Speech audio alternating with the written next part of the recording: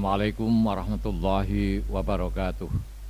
Bismillahirrahmanirrahim. Alhamdulillahirabbil alamin. Wassalatu wassalamu ala asyrafil anbiya wal mursalin sayyidina maulana Muhammad wa ala alihi wa ashabi ajmain. Amma ba'du.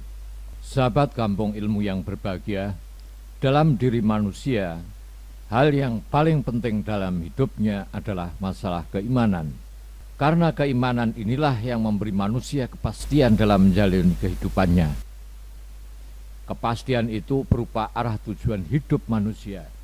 Apabila manusia ingin dalam kehidupannya dijalani dengan baik, maka ia harus dilandasi dengan keimanan. Sedangkan jika kehidupannya tanpa iman, maka ia akan mengalami ketidakpastian hidup, bahkan dapat terjerumus ke dalam jurang kenistaan. Memang menjalani hidup dengan iman tidaklah mudah, karena di sana terdapat ujian, godaan, halangan, dan rintangan yang bermacam-macam. Ada seorang sahabat Nabi Shallallahu Alaihi Wasallam yang bernama Bilal.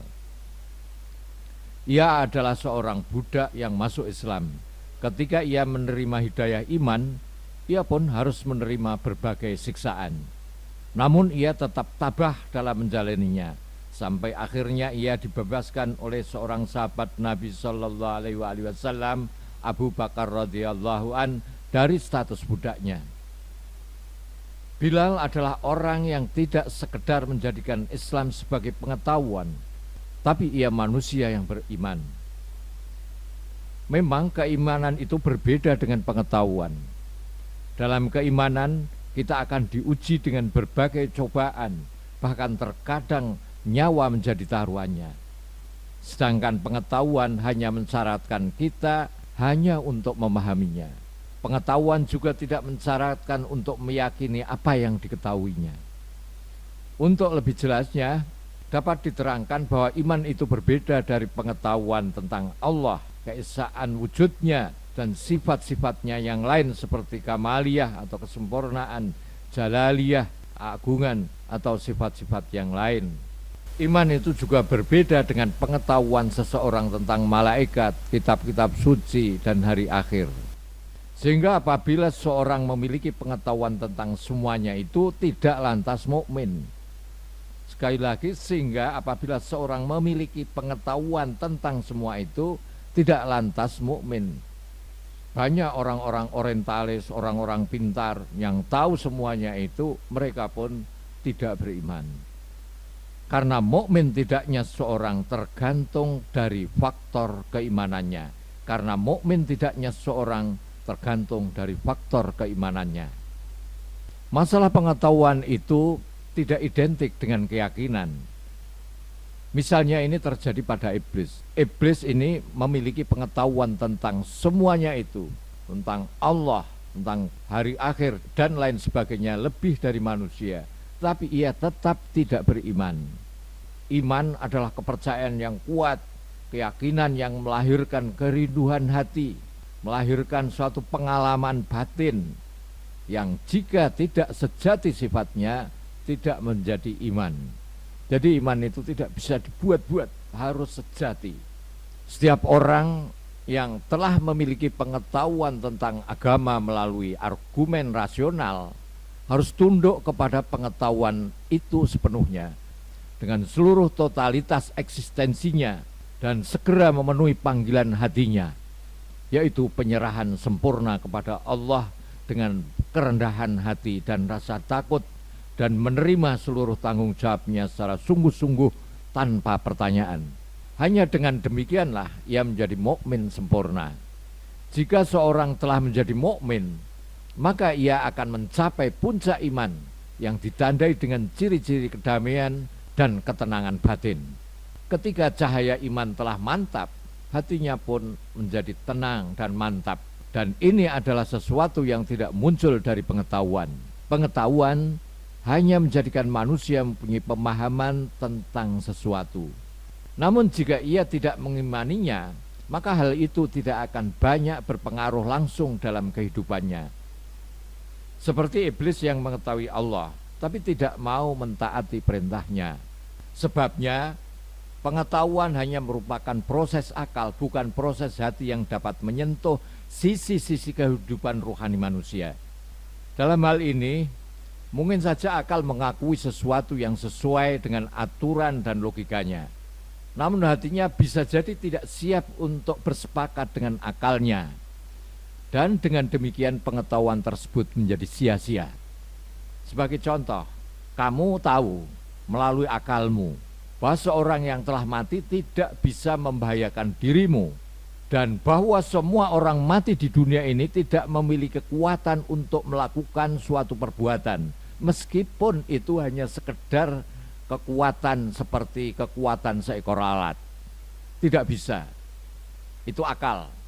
Dan bahwa semua daya jasmaniah dan rohaniah terlepas setelah orang itu mati, terlepas segera setelah seorang mati. Tapi karena hatimu tidak menerimanya dan tidak menyetujui penilaian akal, engkau tidak berani melewatkan satu malam dengan sebuah tubuh yang mati di kamarmu.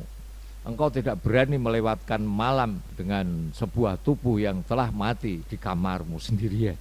Tapi jika hatimu bersepakat dengan akal, tugas tersebut tidak akan menjadi sulit lagi bagimu. Dan setelah melakukan beberapa usaha, hati setuju. Setelah tanya sana, tanya sini, membaca buku, kitab, dan lain sebagainya, hati setuju dengan akal. Dan dalam hatimu tidak ada lagi rasa takut terhadap orang mati, karena orang yang mati itu kekuatan atau daya jasmaniah dan ruhaniyahnya begitu mati sudah hilang, sudah lepas. Jadi ada satu fakultas dalam diri manusia yang menentukan tingkat keimanan seseorang, yakni hati. Hati inilah tempat bernaungnya dimensi keimanan itu. Sedangkan akal tempat bersemayamnya pemahaman. Dengan hati, manusia menjadi insan perasa yang dapat merasakan keimanan dengan manis. Dengan akal, manusia dapat memahami sesuatu dengan terpuaskan. Dua fakultas inilah yang akan menentukan perilaku kehidupan manusia. Jika manusia ingin beriman, gunakanlah hati. Jika manusia ingin paham, gunakanlah akal. Karena itu, jelas bahwa ketundukan yang merupakan perbuatan hati berbeda sama sekali dengan pengetahuan yang merupakan perbuatan akal. Mungkin saja seseorang dapat membuktikan kebenaran keesaan wujud Allah, hari akhir, dan keimanan-keimanan lainnya secara logis. Namun hal itu tidak lantas dapat dianggap sebagai iman dan orang tersebut tidak dapat dianggap sebagai mukmin. Dapat saja ia tergolong kafir, munafik, atau musyrik. Maka dengan hati itulah keimanan terpatri yang kemudian akan melahirkan nilai-nilai rohaniah yang membubungkan seorang melintasi dimensi raga. Sedangkan jika hati kita tertutup, maka saat itulah diri kita tertutup dan kita tidak akan memiliki pandangan ilahiyah.